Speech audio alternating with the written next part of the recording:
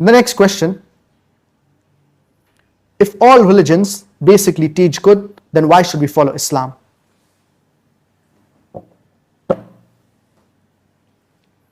Islam, besides teaching good, it shows you a practical way how to achieve that state of goodness. For example, all religions basically say that we should not rob. Islam says that, Christianity says that, Hinduism says that. So what's the difference between Islam and the other religions? Islam, besides saying that we should not rob, it shows you a practical way or a state in which people will not rob.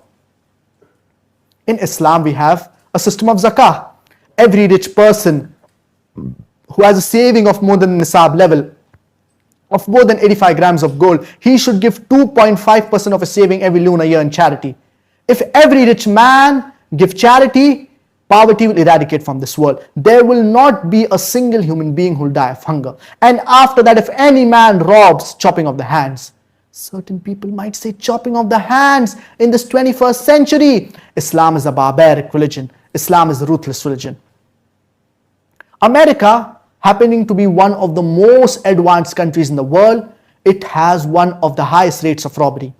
I am asking the question that if you implement the Islamic Sharia, that there should be a system of zakah. Every rich person who has a saving of more than the nisab level of more than 85 grams of gold, he should give 2.5% of his saving every lunar year in charity. And after that, if any man robs, chopping of the hands. I'm asking the question, will the rate of robbery in America, will it increase? Will it remain the same, or will it decrease? But naturally it will decrease. You implement the Sharia and you get results. I would like to give you another example. All religions, all major world religions basically say that you should not rape a woman. You should not molest a woman. Islam says that, Christianity says that, Hinduism says that.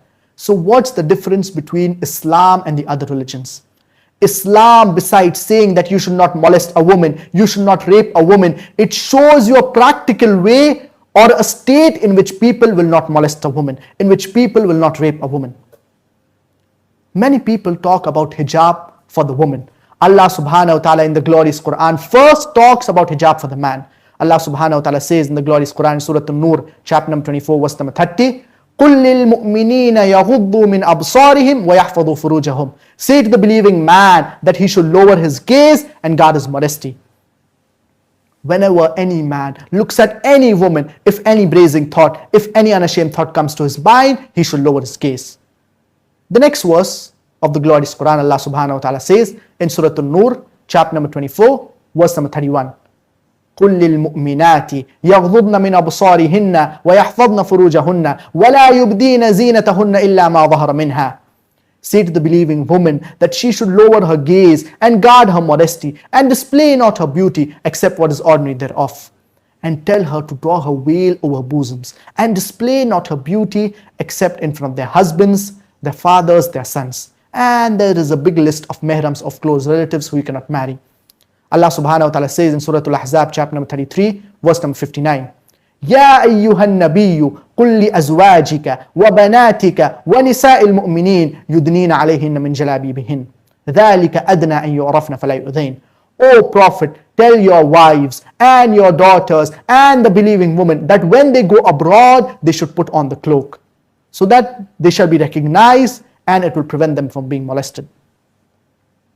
I would like to give you an example of twin sisters who are walking down the streets of Kuala Lumpur, Malaysia, and both of them, they are equally beautiful. And one is dressed in the Islamic hijab, the complete body is covered, the only parts that can be seen are the face and the hands up to the wrist. And the other sister, she is dressed in the mini skirts or shorts, in the Western attire. And if there's a hooligan, and both of these sisters, they are equally beautiful. And if there's a hooligan, if there's a ruffian who's waiting for a catch, who's waiting to tease a girl, I'm asking the question, which girl will he tease? Will he tease the girl in the Islamic hijab, or will he tease the girl in the miniskirts or shorts? Which girl will he tease? But naturally, he will tease the girl in the miniskirts or shorts. You invite, so you'll receive. In Islam, we have a system of hijab. And people say America, it is one of the most advanced countries in the world. America, being one of the most advanced countries in the world, it has one of the highest rates of rape. According to the FBI report, that is the Federal Bureau of Investigation, UCR Uniform Crime Reporting, in the year 2019 alone, 139,815 cases of rapes were reported. The statistic only says the case of rapes that were reported.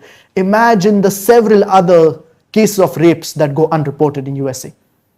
I'm asking the simple question that if you implement the Islamic Sharia, that every woman, her complete body should be covered, the only parts that can be seen are the face and the hands up to the wrist, and after that, if any man rapes any woman, capital punishment, death penalty. I'm asking the question, will the rate of rape in America, will it increase, will it remain the same, or will it decrease? But naturally it will decrease. You implement the Sharia and you get results. That's the reason the least rate of rape in any country in the world, it's in Saudi Arabia.